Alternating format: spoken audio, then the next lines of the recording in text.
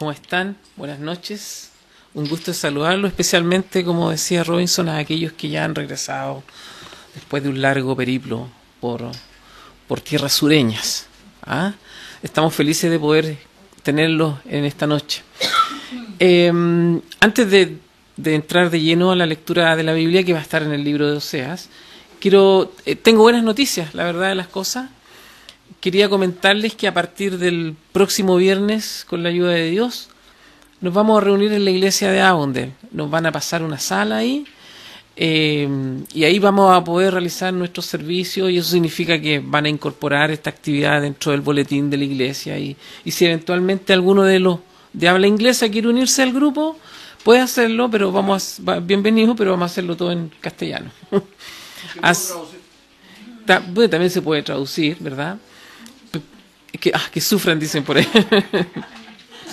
Entonces, tenemos hartas cositas de aquí en adelante, porque el año se nos viene encima.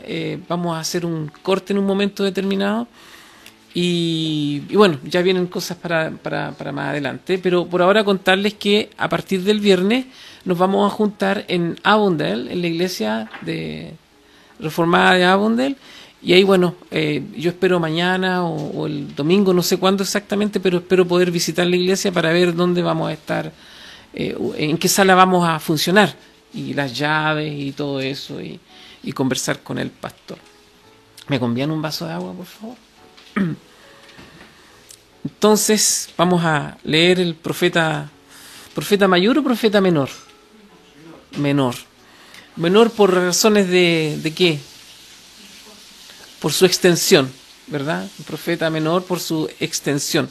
Sin embargo, anticipándole, hay quienes dicen que Oseas fue el profeta de los profetas, a pesar de la brevedad de su libro, porque hay libros proféticos mucho más grandes.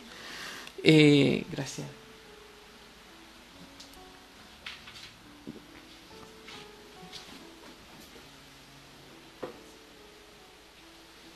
Hay libros proféticos mucho más grandes, pero el libro de Oseas cuenta una historia desgarradora. Así que vamos a leerlo. Vamos a leer 2 capítulos, ¿ya? Vamos a leer capítulo 1 y 2. Dice así la palabra del Señor. Palabra de Jehová que vino a Oseas, hijo de Beeri, en días de Usías, Jotam, Acaz y Ezequías, reyes de Judá, y en días de Jeroboam, hijo de Joás, rey de Israel. El principio de la palabra de Jehová por medio de Oseas.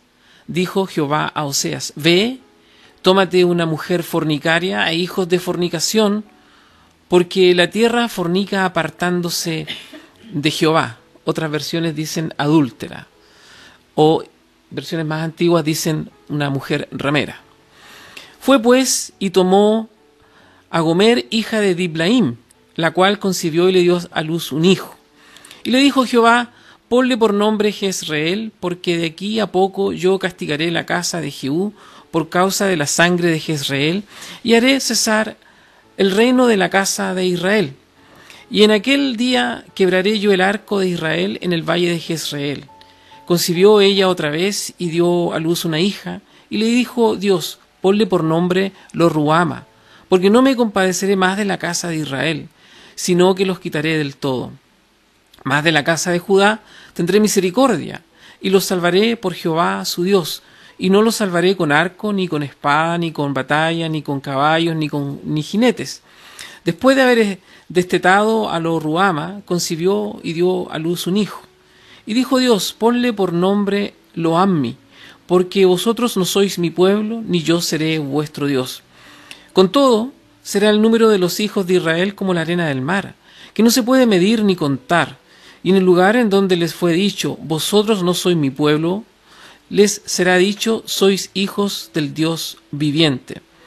Y se congregarán los hijos de Judá y de Israel, y nombrarán un solo jefe, y subirán de la tierra, porque el día de Jezreel será grande. Capítulo 2. Decid a vuestros hermanos, Amni, y a vuestras hermanas Ruhama: contended con vuestra madre, contended, porque ella no es mi mujer, ni yo su marido. Aparte, pues, sus fornicaciones de su rostro, y sus adulterios de entre sus pechos. No sea que yo la despoje y desnude, la ponga como el día en que nació, la haga como un desierto, la deje como tierra seca y la mate de sed. Ni tendré misericordia de sus hijos, porque son hijos de prostitución. Porque su madre se prostituyó, la que los dio a luz se deshonró, porque dijo, iré tras mis amantes, que me dan pan y mi agua, mi lana y mi lino, mi aceite y mi bebida.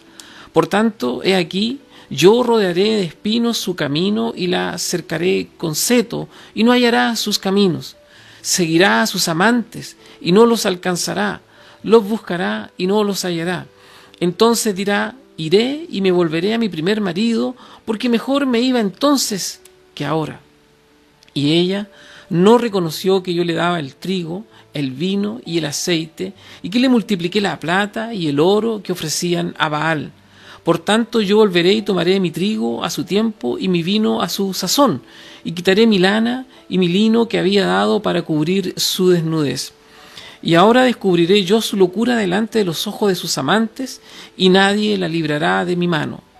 Haré cesar todo su gozo, sus fiestas, sus nuevas lunas y sus días de reposo, y todas sus festividades. Y haré talar sus vides y sus higueras, de las cuales dijo, mi salario son, salario que me han dado mis amantes, y las reduciré a un matorral, y las comerán las bestias del campo. Y la castigaré por los días en que incensaba a los Baales, y se adornaba de sus zarcillos y de sus joyeles, y se iba tras sus amantes, y se olvidaba de mí, dice Jehová. Pero hay aquí que yo la atraeré y la llevaré al desierto, y hablaré a su corazón.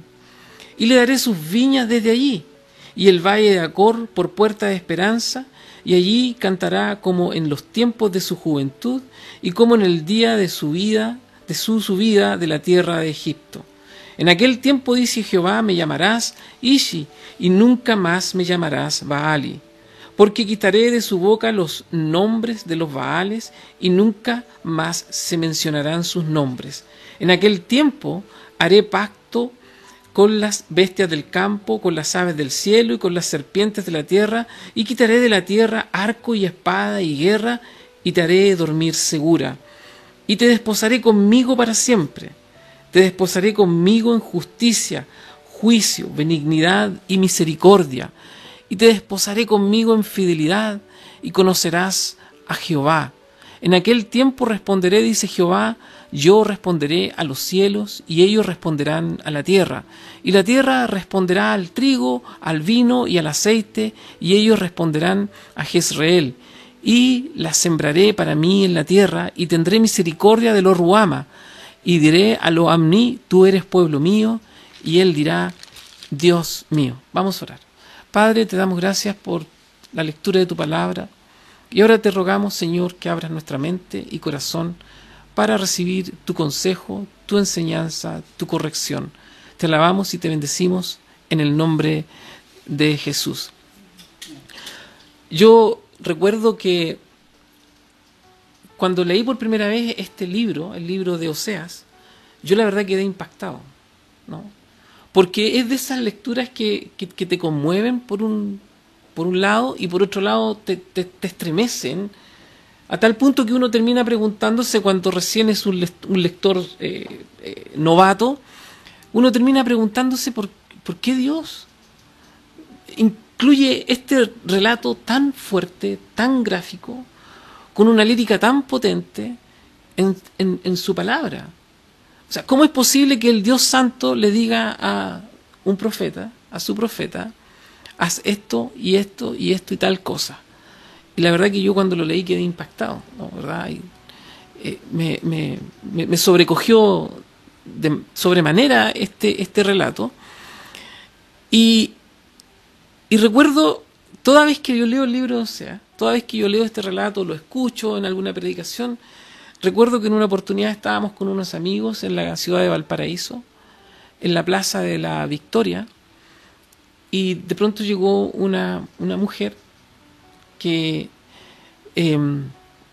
nosotros le decíamos en aquellos años, siendo muy joven, le decíamos mujeres de vida alegre. Pero luego de conversar con ella, ya estaba toda a mal traer, se veía cansada, triste, ya no se le veía el brillo en los ojos. Uno podía concluir fácilmente que no era una mujer de vida alegre. Muy por el contrario, ella cargaba con un peso, con una tristeza, con una angustia. Y sin embargo, dicen que es la profesión más antigua del mundo. Y a mí, leer esto, me resulta inevitable recordar a esta mujer. Me resulta absolutamente inevitable, porque es como que yo la veo a ella en la lectura de esta palabra. Entonces vuelvo a la pregunta inicial: ¿cómo es que Dios permite que se escriban estas cosas tan fuertes?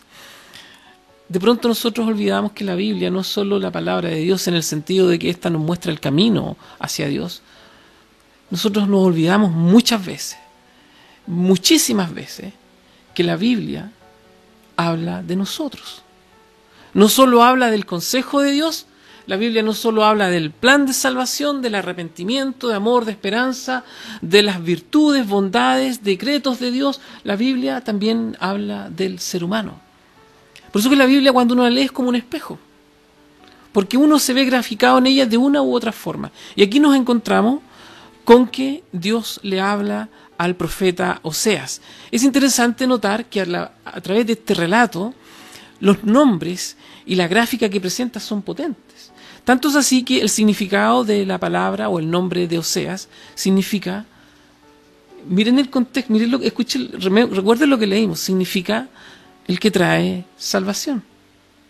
Eso significa el nombre de Oseas, el que trae salvación.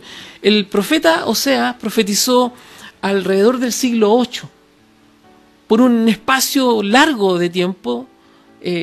Algunos le asignan 60 años, los que le asignan menos, le asignan 40 años, y el llamado principal que hace el profeta Oseas, ¿verdad?, es básicamente al arrepentimiento. En ese periodo largo de tiempo, no es que el profeta, el libro se haya escrito en un par de horas, en un par de semanas, no, fue un tiempo largo de tiempo. Entonces, ¿por qué fue un proceso largo de tiempo? Porque después de la muerte de Salomón, el reino se dividió. Se dividió en los reinos del norte, ¿no es cierto?, que era la tribu de Israel, en donde habían 10 tribus, y los reinos del sur, en donde habían 2 tribus, que era la tribu de Judá, en donde estaba la tribu de Benjamín y la tribu de Judá. Entonces el profeta parte diciendo: palabra de Jehová que vino Oseas, hijo de Berí, en días de Usías, Jotam, Acaz y Ezequías, reyes de Judá. ¿Ya? Los reyes de Judá, y en días de Jeroboam, hijo de Joás y rey de Israel. Aquí nos está situando en un espacio, en el espacio, en tiempo y geografía. Nos está diciendo lo que les dije al comienzo, que su trabajo profético duró por lo menos un tiempo largo, un tiempo muy largo, y menciona a estos reyes para ubicarnos en el contexto. Y el Jeroboam del que habla aquí es el Jeroboam II, ¿no es cierto? No es el primero, es el que se divide el reino.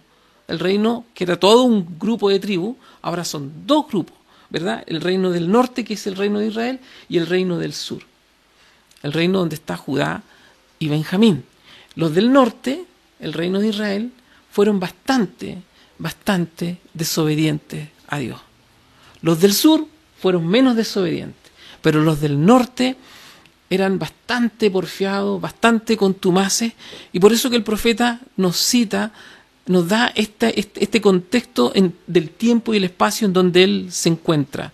Y luego dice el principio de la palabra de Jehová, por medio de Oseas: dijo Jehová a Oseas: ve, tómate una mujer fornicaria e hijos de fornicación, porque la tierra fornica apartándose de Jehová. Cuando la Biblia habla de adulterio en este contexto, no se está refiriendo, o fornicación, no se está refiriendo solamente a la vida desordenada de esta mujer, sino que se está refiriendo al contexto general del pueblo de Dios. Y el contexto general del pueblo de Dios era de desobediencia y de un adulterio religioso. ¿Se acuerdan ustedes cuando Noemí dejó su tierra y se fue con su esposo y sus 2 hijos a buscar trabajo y mejor porvenir a otro lugar, a la tierra de los moabitas? ¿Se acuerdan? el libro anterior, el libro de los jueces, ¿cómo termina? Cada uno hacía lo que quería. Bueno, el contexto aquí es similar. Cada uno hacía lo que bien le parecía. Y el profeta recibe el mensaje de Dios, nos ubica geográficamente en tiempo y espacio, y recibe este mensaje en donde él presenta una gráfica, como dije, potente. En principio de la palabra de Jehová por medio de Oseas, dijo Jehová a Oseas: ve, tómate una mujer fornicaria, adúltera o ramera, e hijos de fornicación, porque la tierra fornica apartándose de Jehová. Estaban todos ellos dados a los cultos baálicos. Estaban todos ellos dados a la idolatría de estos dioses baálicos. Entonces esa es la situación, y el desorden era general. Entonces el profeta, Dios, usando el profeta, quiere usar esta figura para mostrar la condición espiritual, social, moral, religiosa de su pueblo. Toma una mujer fornicaria y finalmente el profeta, en el versículo 3 dice: fue pues y tomó a Gomer, hija de Diblaín, la cual concibió y le dio a luz un hijo.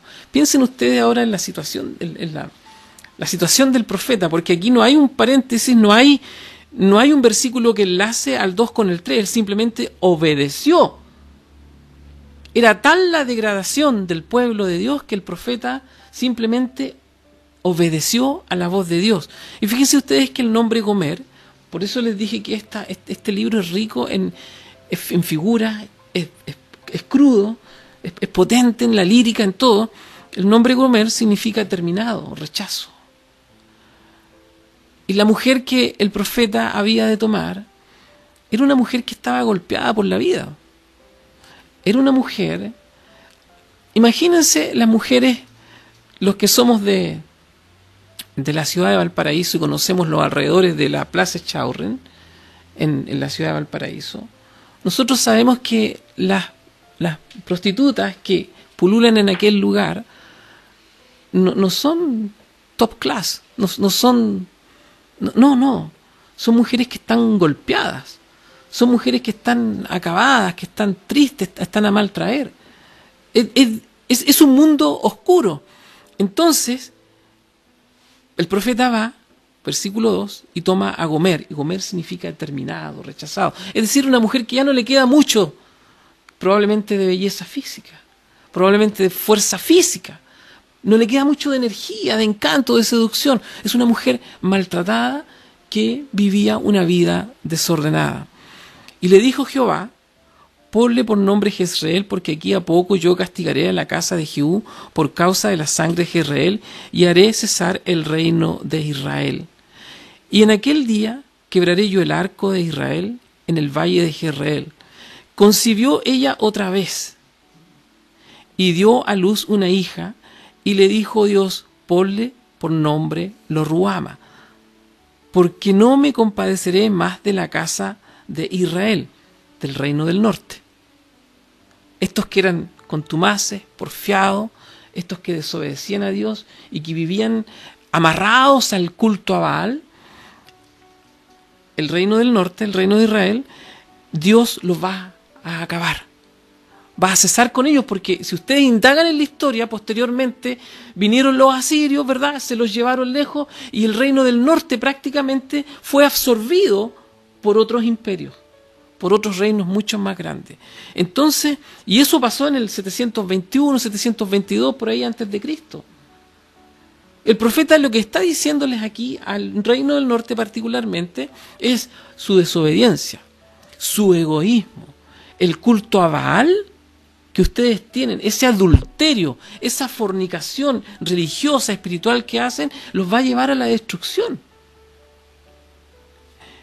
Y para eso Dios le da la orden al profeta de que tome una mujer que, como les dije, su nombre significa terminado, rechazo. O sea, una mujer que ya quizás no es muy atractiva, ¿no? Una mujer que ya está a mal traer.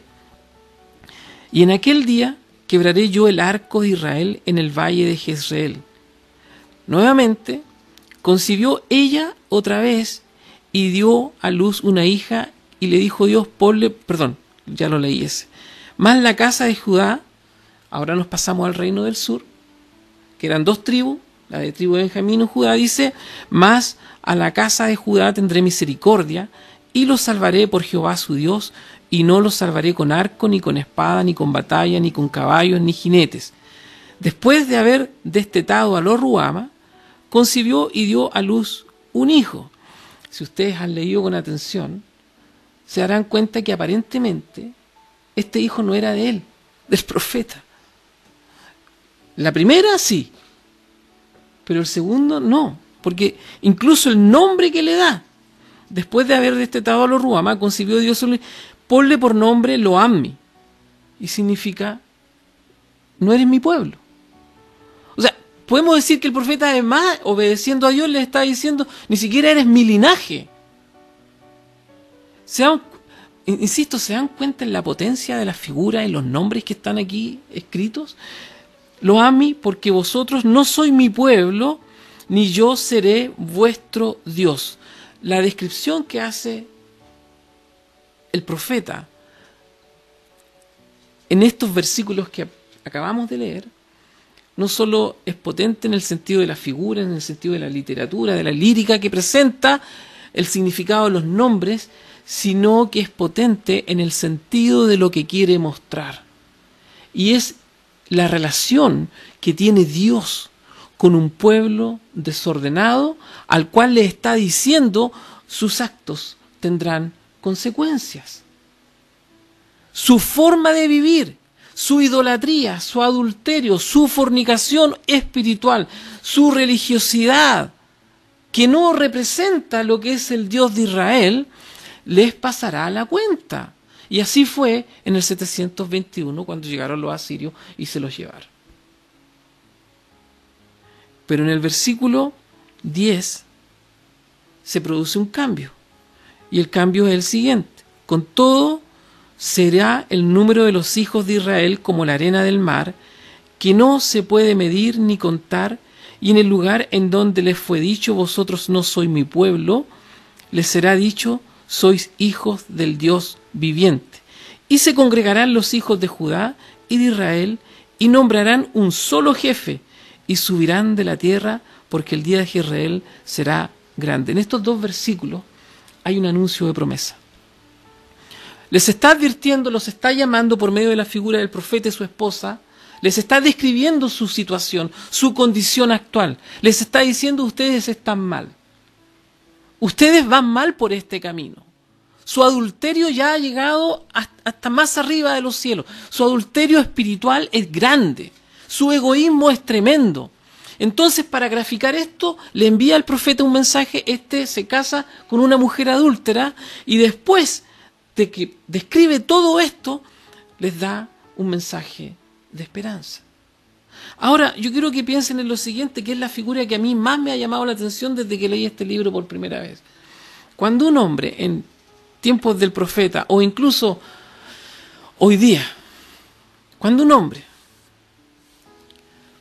quiere involucrarse sexualmente con una mujer de estas características, olvidémonos de que existe las redes sociales hoy día, que hoy día es muy fácil hacer un clic y te conecta. No, olvidémonos de las redes sociales. Cuando un hombre quiere involucrarse sexualmente con una mujer que no es su esposa, que no es su novia, en fin, cuando un hombre quiere derechamente estar con una mujer y quiere pagar por ese servicio, ¿a dónde va? ¿A dónde va? A mí esto me emociona, ¿sabe por qué? Porque uno que se crió en una población y en los cerros y evangelizaba en los cerros y todo, y tuvo la fortuna de que por medio del evangelio llegué a conocer lo más bajo de la sociedad, cuando un hombre en esta situación quiere invertir dinero en una mujer de esas características, no va a un hotel, va a los lugares más bajos, va a los lugares más hediondos, probablemente. Va en donde hay más podredumbre humana, donde hay más miseria, donde no hay ley, donde no hay respeto, no existe la dignidad humana. Va a los peores lugares para poder encontrarse con una mujer de estas características y así saciar su apetito carnal. Piensen en esta figura. Cuando Dios el Padre decide acoger a su iglesia, a su pueblo, y traerlos para sí, Él envía a su Hijo a los lugares más bajos de este mundo, a los lugares más oscuros de este mundo, a los lugares más miserables de este mundo, donde no había esperanza, para terminar muerto en la cruz, para terminar muerto, escupido, desnudo, humillado, sin defensa alguna. Y desde allí, ¿verdad?, resucitar al tercer día y redimir un pueblo para sí. Y aquí tenemos al profeta que escucha la voz de Dios. Va, toma a esta mujer que estaba terminada, acabada, con muy poco atractivo probablemente para ese entonces, y le dice que debe hacerla su esposa. Para graficar de manera potente, gráfica, y aún así nos quedamos cortos, su tremendo amor. Porque si el profeta de alguna manera representa al Hijo de Dios, de ese que desciende a las profundidades de la tierra, al otro lado, Gomer nos representa a nosotros, pues. A todos nosotros. Porque las veces en que nosotros nos hemos involucrado en una suerte de adulterio espiritual, nos hemos vuelto egoístas, flojos en el quehacer eclesiástico, las veces que hemos pecado son tantas como las que pecó Gomer. Y aún así, Dios tiene ese enorme amor, esa tremenda gracia y misericordia para enviar a su Hijo a los lugares más bajos, de la misma manera que el profeta debió ir en busca de esta mujer. Y luego, versículos 10 y 11, está la promesa de redención, está la promesa de un mejor porvenir, está la promesa de una mejor vida. Dice, un solo jefe, dice, y se congregarán los hijos de Judá y de Israel, los dos reinos se van a juntar, ¿verdad?, y nombrarán un solo jefe, en atención o en ¿cómo se dice?, en una visualización del Mesías prometido. ¿Para qué? Para que finalmente aquella promesa de redención, de restauración que está contenida en estos dos versículos, se cumpla en personas como Gomer, es decir, en personas como nosotros. ¿Me sigue? Claro que es fuerte el capítulo, claro que es fuerte el libro, pero la historia que hay detrás, la que en apariencia no se ve, es aún mucho más potente, es aún mucho más fuerte. Ahora, uno podría decir, fantástico, Dios me rescató, ahora estoy feliz, pero miren lo que pasa en el capítulo 2. Nuevamente, del capítulo 2 podríamos enlazarlo con el versículo 2 y 3 del capítulo 1. Porque miren lo que ocurre. Decid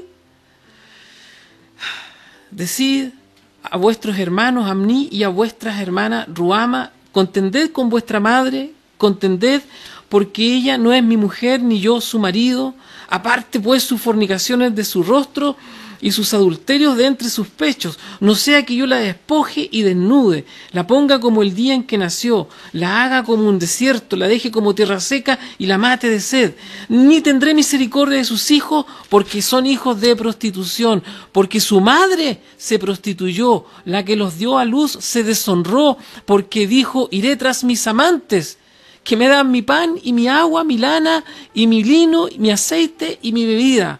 Por tanto, de aquí yo rodearé de espinos su camino y la cercaré con seto y no hallará sus caminos. Seguirá a sus amantes y no los alcanzará. Los buscará y no los hallará. Entonces dirá, iré y me volveré a mi primer marido, porque mejor me iba entonces que ahora. La descripción que hace de esta mujer es terrible. Y los entendidos dicen que no es ficción. O sea, el profeta se va, se casa con ella, la saca de esa vida. Hay una promesa de redención, le da una mejor vida, la mantiene, tiene un hijo con ella, acepta probablemente los otros dos que no eran de ella, pero ahí está él con esa mujer porque Dios le había dicho, porque de esta forma él estaba graficando el llamado al arrepentimiento, el amor de Dios, su gracia. Y desde esa comodidad, esta mujer vuelve a las andanzas. Y la descripción que hace es terrible.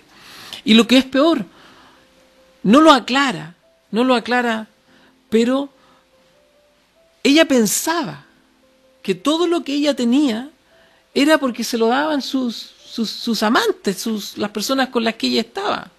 Y el versículo que sigue, en el 8, ella no se da cuenta que quien realmente estaba preocupada de ella, aún en medio de su adulterio, en medio de su fornicación, en medio de su forma de ser desordenada, que quien realmente la estaba manteniendo era el profeta. Ella no lo advertía, estaba tan ciega en sus placeres, en su adulterio, en su desordenada forma de vivir, que era incapaz de advertir que quien estaba ahí era el profeta sosteniéndola. Nuevamente, hagamos un paralelo. ¿Cuántas veces nos hemos encontrado en la misma situación? ¿Cuántas veces nos hemos encontrado en la situación de no querer atender a Dios, de no querer escuchar su voz, en la situación de flojera, de no hacer sus ejercicios espirituales, de no orar, de no leer, de no asistir, de no hacer el bien? ¿Cuántas veces nos encontramos en esa misma situación y pensamos que todo lo que tenemos, todo lo que logramos finalmente es nuestro esfuerzo, cuando en realidad es Dios el que está sosteniéndonos? Cuando en realidad es Dios el que está ahí presente. Sin duda que somos como Gomer. Sin duda que lo somos. Y ella no reconoció que yo le daba el trigo, el vino y el aceite, y que le multipliqué la plata y el oro que ofrecían a Baal. Qué mal agradecida. O qué mal agradecidos. Por tanto, yo volveré y tomaré mi trigo a su tiempo y mi vino a su sazón, y quitaré mi lana y mi lino que había dado para cubrir su desnudez. Y ahora descubriré yo su locura. Mire cómo va creciendo, a medida que va leyendo los versículos, cómo va creciendo en intensidad. Yo ahora descubriré yo su locura delante de los ojos de sus amantes, y nadie la librará de mi mano. Haré cesar todo su gozo, sus fiestas, sus nuevas lunas, sus días de reposo y todas sus festividades, y haré talar sus vides y sus higueras, de las cuales dijo: mis salarios son salario que me han dado mis amantes, y las reduciré a un matorral, y las comerán las bestias del campo. Va a llegar esta mujer a un momento de completa soledad, de la soledad más profunda, de esa soledad en donde no hay a dónde ir, de esa soledad más abyecta, profunda, oscura, en donde no tienes a quién volverle la cara. Porque dice el versículo 12: y haré talar sus vides y sus higueras. Normalmente las vides o la higuera significan vida, ¿no? Significan que algo está floreciendo.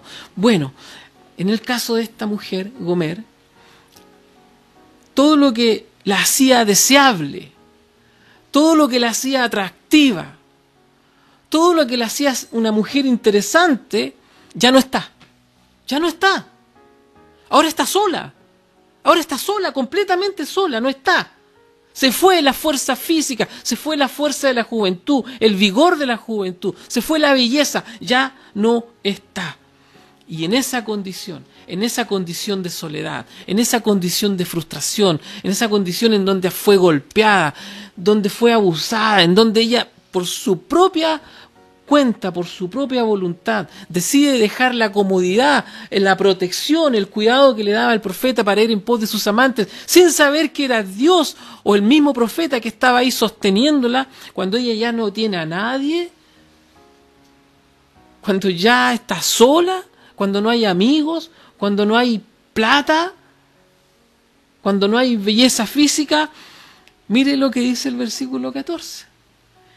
Pero he aquí que yo la atraeré y la llevaré al desierto y hablaré a su corazón. Porque es curioso que toda vez que nosotros estamos, porque esta mujer nos representa de buena manera, toda vez que el ser humano ha tocado fondo, cuando ya no hay nadie, adivinen quién está ahí, pues. Dios. Por eso que dice, yo la atraeré y la llevaré al desierto. No hay nada. No hay nada. Y lo único que te queda en esa situación es mirar a Dios. Es mirar a Dios. Y le hablaré a su corazón. Y mire, otra promesa. Y le daré sus viñas desde allí. La va a restaurar. Y el valle de Acor por puerta de esperanza, y allí cantará como en los tiempos de su juventud y como en el día de su subida de la tierra de Egipto. En aquel tiempo, dice Jehová, me llamarás Ishi y nunca más me llamarás Baali, es decir, en atención a lo adulterio que tenía el pueblo de Dios, que era representado en esta relación de Oseas y la mujer esta, Gomer. Baali, a los Baales, ¿verdad?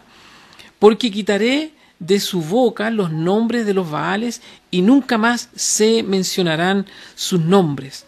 En aquel tiempo haré para ti pacto con las bestias del campo, con las aves del cielo y con las serpientes de la tierra, y quitaré de la tierra arco y espada y guerra, y te haré dormir segura. Aquí, en estos versículos, vemos una promesa de perdón, de restauración, una promesa de vivificación, del retorno de las fuerzas, del retorno del vigor, del retorno de la belleza, ¿por qué no? Miren la situación, si esto no puede ser más gráfico. Lean con calma en su casa los versículos de este capítulo, para que vean lo mal que se portó esta mujer, que llegó a pensar que todo lo que tenía era porque se lo había ganado, sin darse cuenta que era el profeta el que estaba detrás sosteniéndola y manteniéndola, y cuando ya no había nada, cuando ya la fuerza, el vigor, la belleza, cuando ya no había nada, nuevamente la voz de Dios, pero he aquí yo la atraeré y la llevaré al desierto, miren, y hablaré a su corazón. ¿Se acuerdan del hijo pródigo? ¿Se acuerdan del hijo pródigo? Bueno, ella fue más que el hijo pródigo. El hijo pródigo estaba ahí en medio de los cerdos, ¿verdad? Comiendo esa comida que solamente pueden comer los cerdos, porque no son para el ser humano.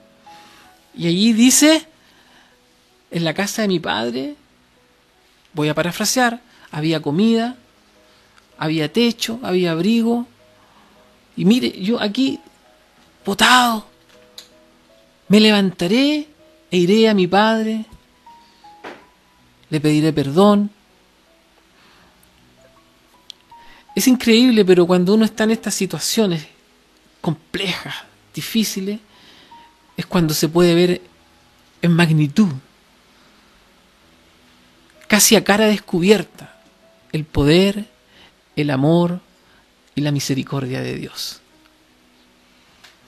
Es necesario a veces que transitemos por el valle de la sombra, es necesario a veces que transitemos por la desesperación, por la angustia, por la soledad, por la cesantía, por la incomprensión, por el dolor.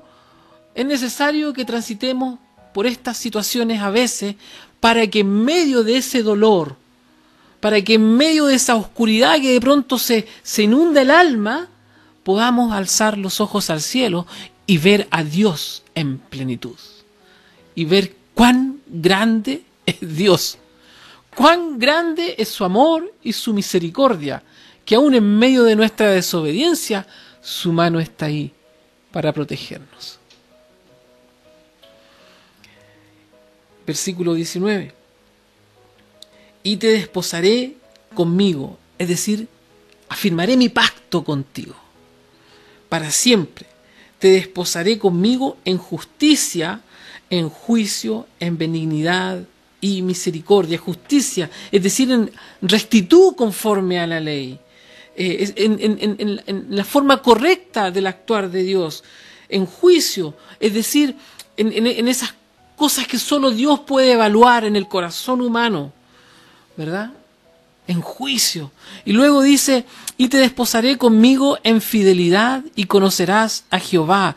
Es decir, está hablando este versículo de la restauración, de la relación fiel entre Dios y su pueblo Israel. Y todo por medio de esta gráfica entre Oseas y Gomer. Y las sembraré para mí en la tierra, y tendré misericordia de los Ruama. Y este juego de palabras es precioso, porque ¿recuerdan lo que significa los Ruama? Los Ruama significa inmisericordia, no deseada, ¿verdad? Y Amni significa el que no es mi pueblo. Pero aquí dice, y les sembraré para mí en la tierra, y tendré misericordia de la que eres misericordia. Y diré, al que no era mi pueblo, ahora eres mi pueblo. Tú eres mi Dios. Es decir, en este juego de palabras, Dios confirma no solo su amor, su llamado al arrepentimiento, su gracia, sino que Él confirma la promesa hacia los suyos. La promesa hacia los suyos de que aún siendo nosotros como Gomer, no nos va a dejar. Porque somos pueblo suyo. Somos pueblo suyo. Pese a la crudeza del relato, porque es un relato fuerte, potente, este encierra un mensaje de amor, el mensaje que no se ve de manera evidente, un mensaje de amor. Un profeta que descienda a lo más bajo para buscar una mujer de estas características, del mismo modo que nuestro Señor Jesús descendió a lo más bajo para alcanzar a personas de estas características. Podemos alegrarnos en el Señor, podemos gozarnos en el Señor, que tenemos un Dios que nos llama al arrepentimiento y que nos grafica de manera clara la real situación del ser humano, la real condición en la que eventualmente a veces llegamos a estar. Es un mensaje de arrepentimiento, es un mensaje de amor, es un mensaje de gracia.